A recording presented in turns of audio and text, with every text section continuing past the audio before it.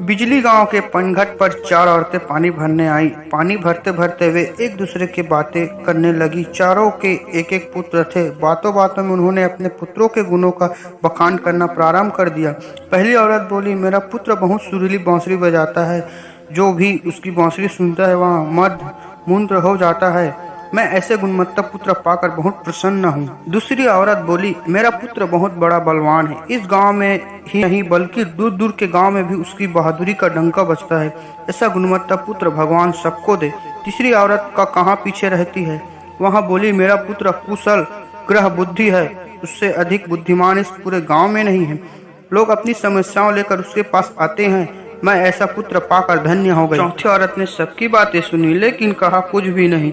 इस पर वे औरतें उससे कहने लगी, बहन तुम भी तो कुछ कहो ना। तुम्हारे पुत्र में क्या गुण है?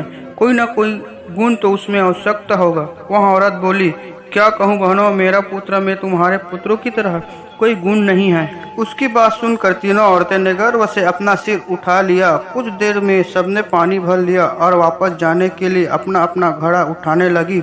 उसी समय पहली औरत का पुत्र हाथ में बांसुरी लिया हुआ वहां से गुजरा। उसने देखा कि उसकी माँ पानी से भरा घड़ा नहीं उठा पा रही है, किंतु यहाँ अनदेखा कर बांसुरी बजाते हुए वहां से चला गया। दूसरी औरत का पहलवान पुत्र कुछ ही दूरी पर मुद्रा घुमा रहा था। उसकी माँ कुएं से घड़ा उठाकर जैसे ही उतरी उसका पैर फिसल गया। किसी प्रकार वहां संभल गई, किंतु पहलवान पुत्र अपनी माँ को नजर उठाकर देखने के बाद भी उसके पास नहीं आया और अपनी कसरत में लगा रहा। तीसरी औरत का पुत्र भी वहां से किताब पढ़ते हुए निकला। उसकी माँ ने उससे कहा, पुत्र मैं दोनों हाथों में घड़ा पकड़े हुए हूँ, ये रस्सी जरा मेरे कंधे पर डाल दे। लेकिन वह अपनी माँ की बात अनसुनी कर वहां से चला गया।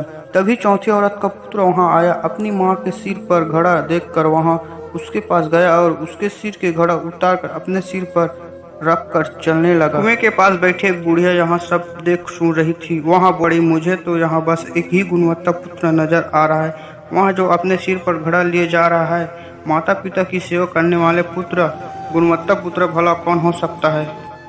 तो दोस्तों यहाँ थी हमारी आज की कहानी। उम्मीद करते हैं आपको पसंद आई होगी। आपको क्या कहना है इस कहानी के बारे में कमेंट करके हमें ज़रूर बताएं। वीडियो को लाइक करिए, चैनल को सब्सक्राइब कर लीजिए, साथ में घंटे को दबाकर ऑल पर सेट कर लीजिए ताकि आने वाले वीडियो आपको तुरंत मिले। मुझे दीजिए अगली वीडियो तक का इंतजार।